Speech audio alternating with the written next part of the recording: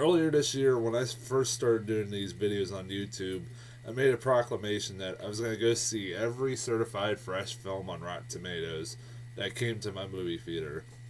And I knew with this promise that there would be a lot of movies that I would never, ever, ever plan on seeing that I would have to go see.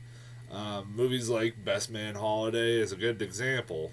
And I ended up liking that movie a lot, even though I really had no expectations and never had saw the first one. I really liked it. Then we got this. The One Direction This Is Us movie. Now, I literally, back in August, I actually posted this on Facebook that I almost forgot that I had to go watch that movie now because it was getting a 64% on Rotten Tomatoes. I'm like, God damn it. And like, this was a movie I was not wanting to watch one fucking bit. One of the main reasons is because I don't know I didn't really fucking know who the fuck One Direction was. I had to kind of look it up. And then I had also have people tell me who they were. And two, I fucking hate boy bands. I can't stand the music today in general, actually.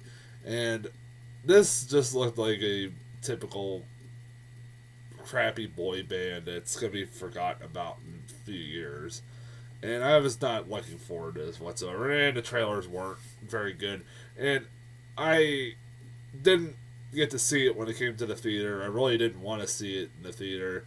I was going to go see it if it came to the cheap theater, but it never did. So I figured, what the hell? It's on DVD right now. I got it off Redbox for $1.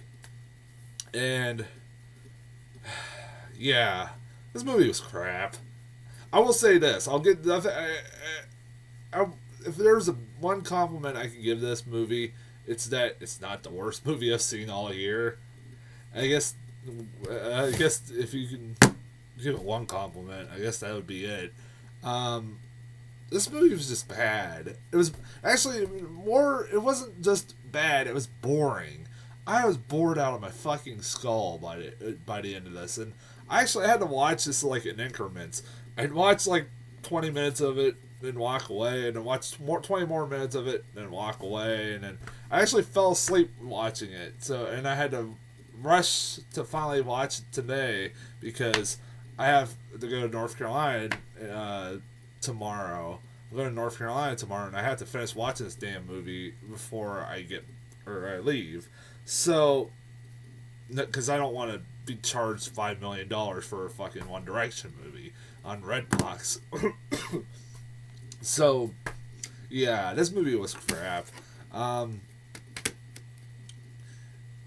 I the only one who thinks that this is just like I thought about this for a little bit while I was watching this, like, who can I compare this band to? And I thought about it a little bit, and I was like, you know what? This is the male version of the Spice Girls, my opinion. Absolutely, they're British. They're kind of annoying, and they're probably gonna be forgotten about in a few years. They're gonna once another boy band comes along, they're gonna be forgotten about. I don't see this band ever lasting as much as somebody like the Beatles, who they get fucking compared to. I'm not fucking joking. At one point in this movie, they literally say that this band they pretty much almost say they're bigger than the Beatles just because they had more success, or they had success earlier in their career. They said they had more success. Their success grew faster, more than the Beatles, if that makes any sense. And honestly, the only reason that's true is because it was because of Twitter, and they proved that in this movie. It was fucking Twitter that caused this band to become big. It spread around the world. because of fucking X Factor. They were first off, they're fucking failures off a damn reality TV show that's a ripoff of a fucking American Idol, and and this is so, oh my god. So yeah, let me get this right. They give you the background story of how they got together. Like, so they were all solo acts that went on X Factor, and they all failed. And then all of a sudden they were like, let's put all five of them together. And Simon Cowell's like their manager on the show, and I'm like, fuck off. And then like, how am I? And they showed the one kid trying to sing on stage, and he was fucking terrible. He was really bad. Unless he got some, I mean, I'll give them this. At least they can play some instruments. They did play a guitar in this movie. Half the bands nowadays don't fucking play instruments at all. Like, this movie, you actually do see them playing a guitar for one song, but the rest of it is just them singing and doing all these goofy shit on stage. And also another thing that drove me nuts about this movie was that, about this band in particular, was the fact that they didn't want to be referred to as a boy band. They didn't want to be like the stereotypical boy band. Fuck off! You're like, because they're like, oh, we don't have the choreographed dance numbers. That makes us not a boy band, typical boy band. You're still a fucking typical boy band. I'm sorry to tell you, but you are still a typical boy band. You have the same crappy songs that sound all fucking similar. Am I the only one who thought all their songs sound almost similar to each other? I can't really, other than the only songs I did recognize of theirs was that You're Beautiful, Best Song Ever. That's another fucking complaint I got of this band. When you got a song called Best Song Ever, that's a pretty arrogant, cocky thing to do. I don't think anybody's ever done that. They did a freaking cover of Teenage Dirtbag. The fuck? That song's like 10 years old, and they're like, what's making... That's not even a classic. Something that needs to be covered. What the hell? What was the other one? Damn it, what was that other... I forget what other song it was that they covered. They covered another song. They covered a few songs. And I'm like, Jesus criminy. And then, like I said, this whole boy band thing, they're saying, oh, we don't want to be referred to as a boy band. And then at the end of the movie, they kind of refer to themselves as a boy band. And you're like, oh, make up your fucking mind. Are you not a boy band, or are you a boy band? They literally do that. And then they also, the things that drive me nuts about this movie, one, they drag poor Martin Scorsese out for this movie. There's a scene where they're sold out Madison Square Garden, and they sold out Madison Square Garden, and they show all these celebrities that come back to meet them, including Chris Rock, and then they show Martin Scorsese, one of my favorite directors of all time, come in and meet them with his granddaughter, and he says, oh, I've listened to your music, I really like it. I'm like, fuck off, Scorsese, you don't like that shit.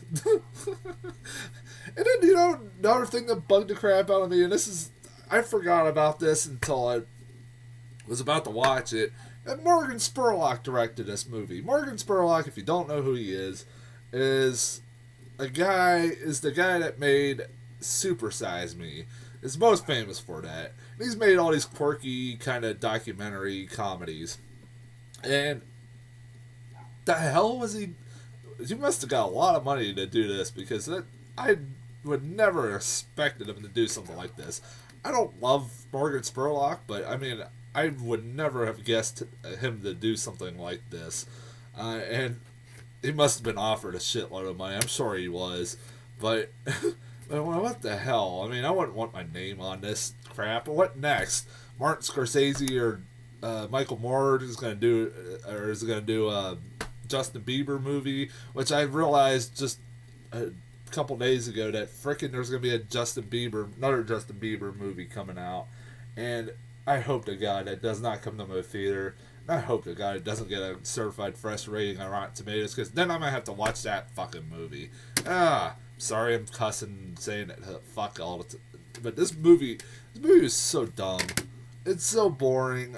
I couldn't tell you the names of any of these members of this, or names of any of the members of the group.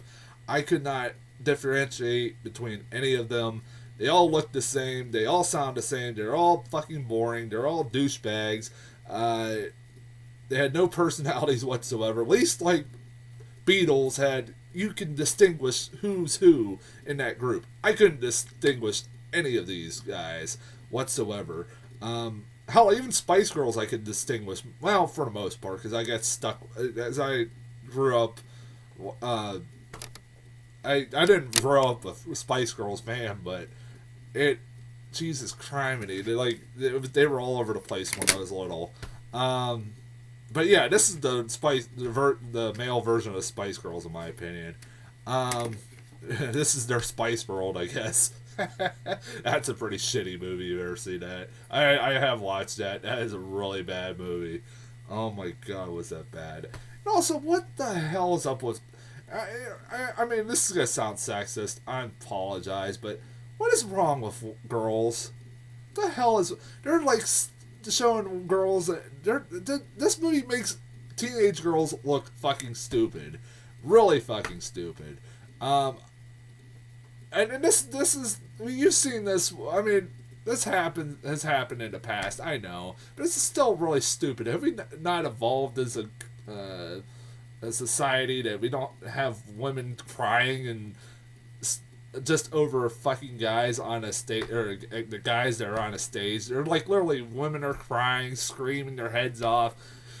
Then they're showing them talk about the band. They're like, the one girl said, "Oh, they love me even though they don't know me." Oh my God, they're so stupid. Like, I was like, you're gonna look back at this. Those same girls are gonna look back at this movie and be ashamed of themselves when they get older. Wow. I mean, they even at one point have a doctor, supposed doctor, try to explain why women go crazy over like boy bands, and it's really bizarre. And it's like, I still don't get it. I don't get it. You don't see guys going gaga over like female performers. Let's face it, it's really so stupid. And although there was a guy that had a big fat guy that had that wrote "I love One Direction" on his chest, which I was like, oh my God, I am so ashamed to be a guy right now. I would not want to be known as that guy. Wow, this movie, obviously don't recommend it. I don't recommend watching it on Redbox. It is far from the worst thing I've seen all year. I will say that right off the bat. But this movie was just, more than anything, this movie was just fucking boring. I was really bored by it, and I couldn't care. I just kind of wanted this movie to end, and it wasn't a long sit, but like I said, I had to kind of watch it in increments. That's why it took me so long to watch it, because I just had to just do something else every so often after watching it for a while. But I'm getting off here because I gotta get going. Even though I don't, as I said in my last video, I have a wrecked car, I'm still going to see American Hustle. I'm about to go see it at 12:20. It's like 10:58. I better get the hell out of here. So I'm gonna go see that. I'm really looking forward to that. And I'll be back later on with a review for that movie.